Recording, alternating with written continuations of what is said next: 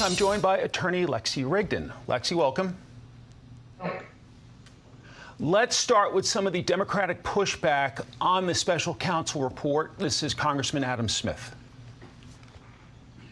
The biggest problem with what Biden had was primarily notes that he took. Yes, there were some actual documents, but the things that he was looking at were notepads that he had written during the time he was there. And there was considerable dispute about, well, is what you wrote down there classified or not? How do you assess this report, Lexie?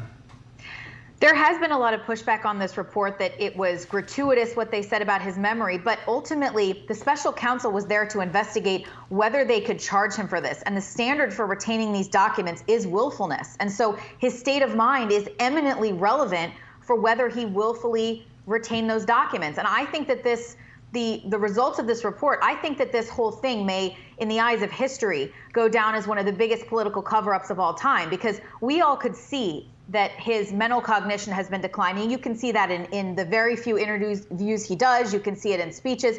But now we actually know from actually a source connected to him in the DOJ, the special counsel, that this is a serious problem. And there's no way that his aides, his family members, his staffers, there's no way that they don't know about it. And now we know about it even more. All we had before was supposition. But I think that this report was incredibly damning. And I think that the attempts to excuse it as being gratuitous or not fair, it was the truth, and that's what it was. And if anyone's being intellectually honest, even the Democrats that support him, they need to take a long, hard look at this and ask themselves, what are we going to do come November?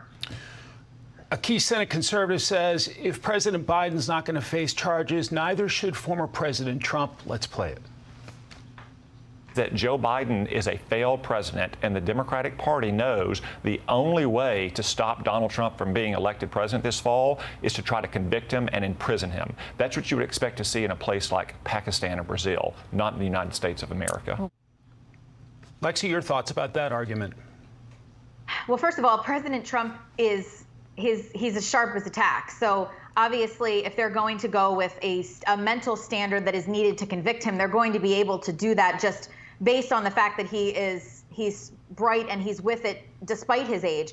But ultimately, I mean, there were some differences between the two cases. I think that the biggest difference where the rubber met the road with the Trump prosecution is that after he was told to turn them over, he didn't. That doesn't necessarily mean that the people that think that this was politically motivated are wrong. I think mistakes were probably made by both presidents and both of their retention of documents.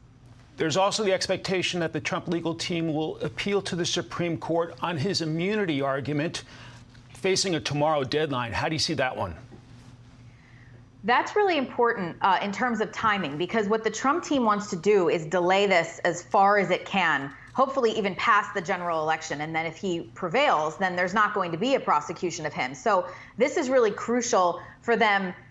Obviously, substantively, if the Supreme Court were to rule that he is immune from criminal liability for acts that he took as president, then that's the whole ballgame. The case is over. So in a substantive way, it's very important for him to continue this and to try to prevail. But also procedurally, even if he didn't end up prevailing, the longer he can delay this trial, which, as you will remember, was actually scheduled for March 5th and is no longer because of all of these appeals, the longer he can delay it, the better. But I think he might have a hard argument with that. Presidents are immune from civil liability, but we have a president. We don't have a king. And so I'm not sure that the three-panel D.C. justices, one of whom was a Bush appointee, they all unanimously agreed that there is no such thing as blanket immunity for a president. I don't know what SCOTUS would say. That certainly remains to be seen. All right. Attorney Lexie Rigden, thanks very much for your analysis today. Hey, Sean Hannity here. Hey, click here to subscribe to Fox News YouTube page and catch our hottest interviews and most compelling analysis.